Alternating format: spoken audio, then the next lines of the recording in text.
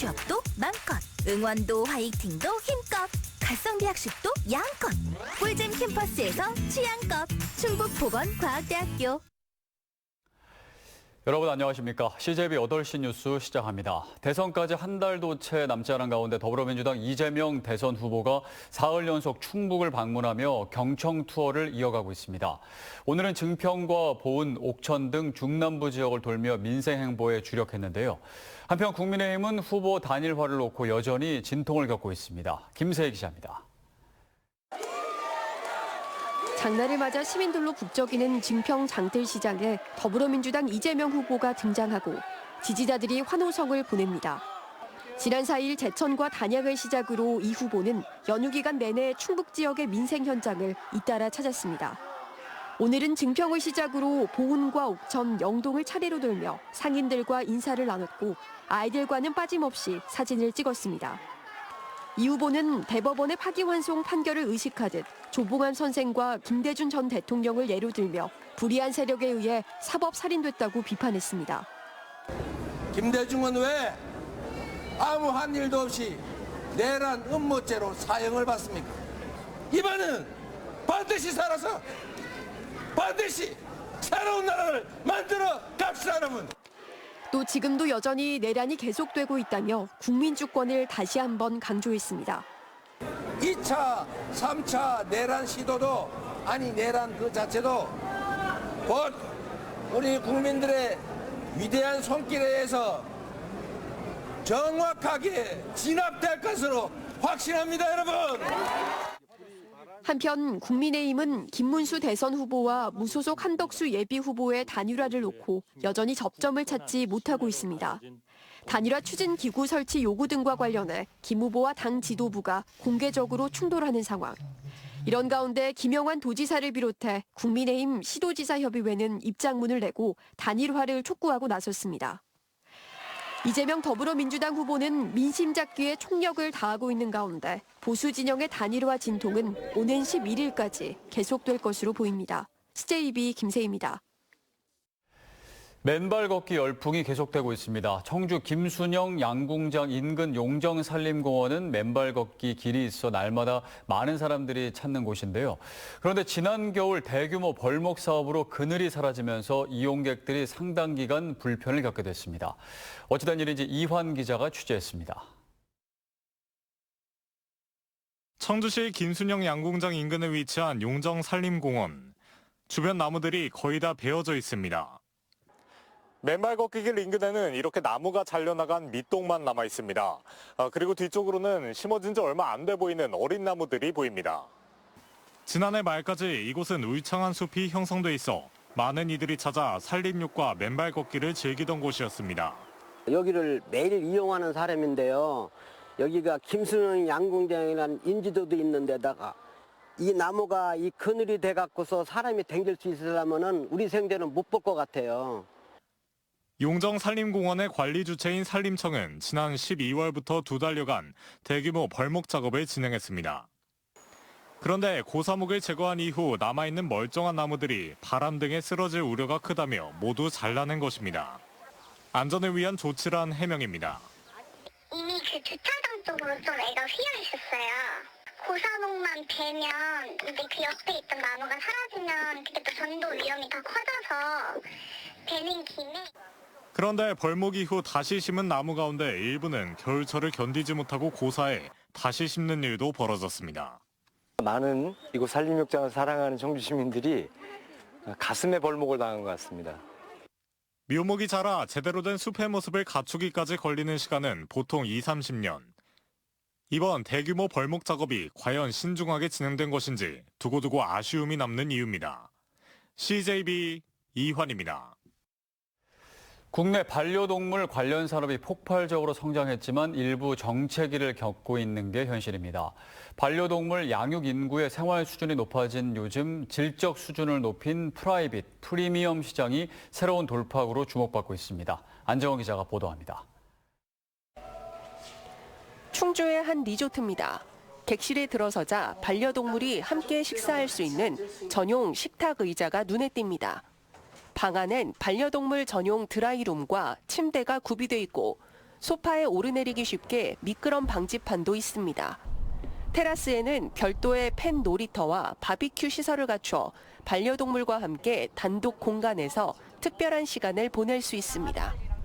1000제곱미터 규모의 야외 펫파크에서는 반려동물이 자유롭게 뛰놀며 친구를 만들기도 합니다. 식구들끼리 다 와서 이제 다 안에 다 돼 있으니까 강아지도 이제 들어갈 수 있고 저는 괜찮은 것 같아요. 반려동물 동반 출입 식당은 일반 이용객과 공간을 나누고 펫 전용 승강기를 갖추는 등 반려동물 동반객과 일반객 모두의 편의를 고려한 것도 특징입니다. 과거 단체 고객 위주였던 이곳은 코로나 이후 펫 친화 리조트로 전환하며 객실 매출을 견인하고 있습니다. 매년 두 자릿수 성장을 지금 하고 있고요. 이제 주말이나 공휴일 같은 경우에는 항상 90% 이상 만실을 지금 하고 있습니다. 음성의 반려동물 사료 제조 기업은 프리미엄 펫푸드 수요에 집중하고 있습니다. 글로벌 식품 기준에 준하는 생산 설비를 갖추고 사람이 먹는 수준의 원료로 연간 12만 톤의 펫푸드를 생산합니다. 반려동물의 입맛과 기능성 등 세분화된 기준으로 만든 사료만 14종. 국내는 물론 대만 등 8개 나라에 수출하며 지난해 농림축산식품부로부터 K푸드 수출탑도 받았습니다. 국내 최대 규모의 최첨단 생산 시설을 기반으로 영양학 박사와 수의사 등 10여 명의 전문 연구진과 함께 고품질 펫푸드 제품을 개발하고 있습니다. 반려동물 양육 인구의 증가로 관련 시장이 폭발적으로 커졌지만 유럽 등 외국 제품과의 경쟁 속에 정체기를 겪고 있는 국내 반려동물 산업. 프라이빗 서비스, 프리미엄 제품 등 질적 수준을 높이는 것이 새로운 돌파구로 주목받고 있습니다. 많은 제품을 쓰고 고급화 전략을 가고 있는데 아직 거기에는 좀 못 미치는 것 같아서 조금 퀄리티 있는 질적 향상을 통해서 유럽보다 이제 유럽에 더 경쟁할 수 있는 국내 상품으로 나가야 될 것 같습니다. 정부가 오는 2027년 반려동물 연관 산업을 15조 원까지 확대하겠다고 밝힌 가운데 제도 법률적 보완과 다양한 정책이 뒷받침돼야 할 것으로 보입니다. CJB 안정은입니다.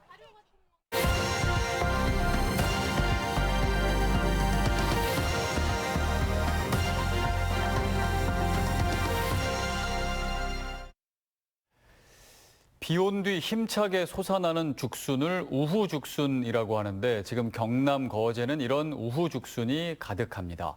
하지만 올해는 이상기후 탓에 수확이 늦어지고 수확량도 급감하면서 죽순 생산에 피해가 크다고 합니다. KNN 박명선 기자가 보도합니다.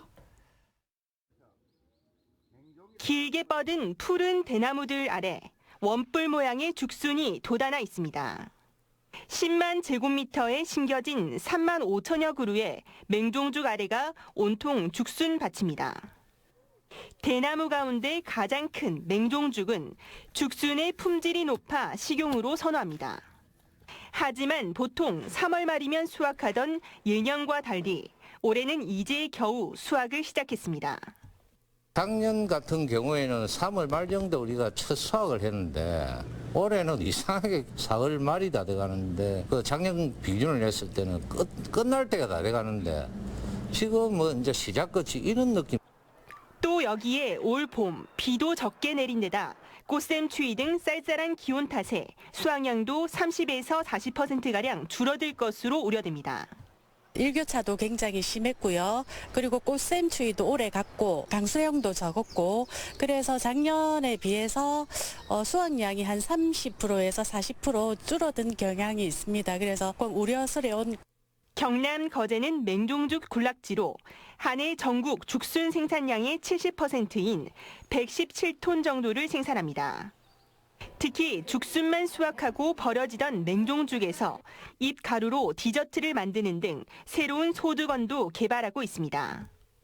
죽순은 많이 활용을 하는데 대나무 잎의 활용도가 조금 떨어지고 방치되어 있는 것들이 조금 안타까웠어요. 그래서 대나무 잎을 활용한 무언가가 없을까 생각을 하다가 저희가 이제 디저트를 만들게 되었습니다. 하지만 늦어진 수확 시기에 수확량도 줄었고 산불 여파로 거제 맹종 대나무 축제도 취소되면서 죽순 재배 농민들의 근심은 깊어지고 있습니다. KNN 박명선입니다.